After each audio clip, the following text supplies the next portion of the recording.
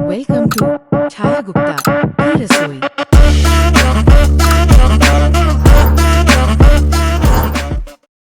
अगर आप एक बार भी इस तरह से आलू गोभी का सब्जी बना लिए ना, आप इसके दीवाने हो जाएंगे।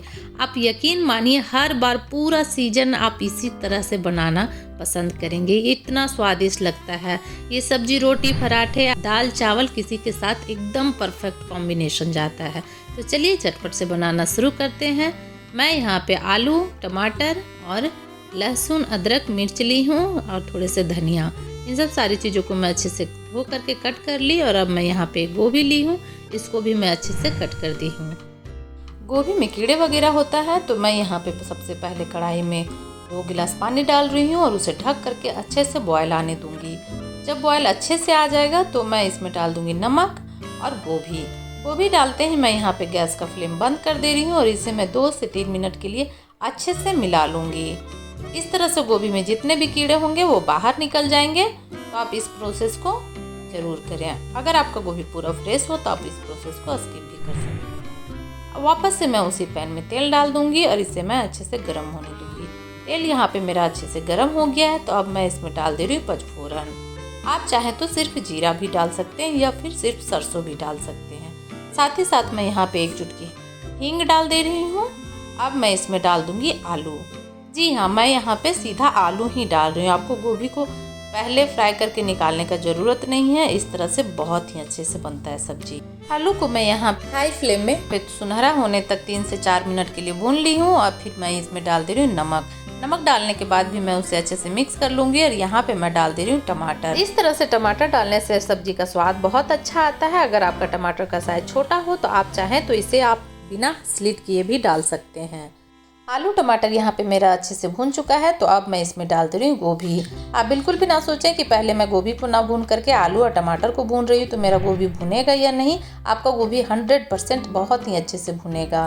जब तक गोभी भून रहा है तो चलिए हम लोग तब तक मसाला बना लेते हैं। मसाला में मैं यहाँ पे ले रही हूँ अदरक, लहसुन, मिर्च, 1 चम्मच गोल की, 1 चम्मच जीरा और साथ ही साथ मैं यहाँ पे डाल दे रही हूँ 1 चम्मच हल्दी।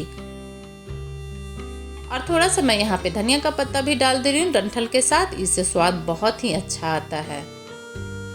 इन सब सारी चीज़ों को मैं अच्छे से पीस लूँगी। मसाला मेरा यहाँ पे पीस के तैयार है। आप देख सकते हैं कि ये कितना स्वादिष्ट दिख रहा है। ये इसका कलर थोड़ा ग्रीनरी है लेकिन इसका स्वाद बहुत ही अच्छा आता है। यहाँ पे मैं गोभी को अच्छे से भून ली हूँ 5 से 7 मिनट के लिए। अब मैं इसमें डाल दे रही हूँ मसाला। साथ ही साथ मैं यहाँ पे जार में थोड़ा सा पानी और डाल करके उसे भी मैं धो करके डाल दूंगी। और यहाँ पे गैस का फ्लेम हाई रख करके इसे मैं मिला लूँगी। अब मैं यहाँ पे टमाटर को सेंटर में कर दे रही हूँ इकट्ठा और मैं इसे लो फ्लेम में पकने के लिए छोड़ दूंगी 10 मिनट के लिए। इस तरह से टमाटर बहुत अच्छे से पक जाएगा और आपका गोभी बिल्कुल भी ओवर कुक होके गलेगा नहीं, वो बहुत ही अच्छे से रहेगा। यहाँ पे 10 मिनट हो गया है। गोभी को साइड करके टमाटर को सेंटर में ही इकट्ठा रख करके अच्छे से मिक्स कर ले रही हूँ ताकि मेरा गोभी टूटे ना। आपको एक्स्ट्रा पानी वगैरह डालने का कोई ज़रूरत नहीं है। यहाँ पे आप जो टमाटर मिक्स करेंगे ना, उससे पानी रिलीज होगा, उसी से आपका मसाला बहुत ही अच्छे से भून जाएगा। मसाला को आप मीडियम फ्लेम में 5 से 7 मिनट के लिए अच्छे से भून लें। और अब मैं इसमें डाल दे रही हूँ गार्निशिंग के लिए धनिया। मैं यहाँ पे सिर्फ धनिया का पत्ता डाल रही हूँ। धनिया का डंठल मैं नेक्स्ट सब्जी बनाऊंगी उसमें यूज कर लूँगी। लीजिए, तैयार है हमारी गर्मा गर्म मसालेदार और स्वादिष्ट आलू गोभी की सब्जी। ये देखने में जितना स्वादिष्ट लग रहा है, खाने में उससे भी ज़्यादा स्वादिष्ट है। मैं आपको तोड़ करके दिखाती हूँ कि आलू मेरा यहाँ पे कितना अच्छे से पक गया है।